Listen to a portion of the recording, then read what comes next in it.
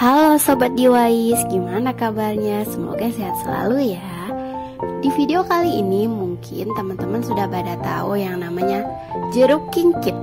Nah, untuk yang belum tahu, di sini saya akan kasih videonya ya. Jeruk kimkit atau jeruk ranti adalah kerabat dari jeruk, tetapi bukanlah jeruk yang sebenarnya.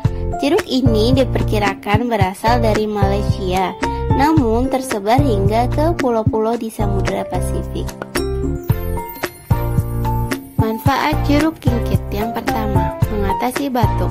Untuk mengatasi batuk, caranya ambillah segenggam jeruk kimkit yang telah masak dengan ciri warna merah tua, bersihkan saat sebelum diproses, lalu tuang 1 gelas air panas serta masukkan jeruk kimkit ke dalamnya.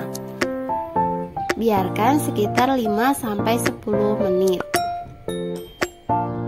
Jeruk kimkit mempunyai senyawa linalol, sejenis tipe alkohol alami dengan manfaat antiseptik, anti jamur, serta menenangkan.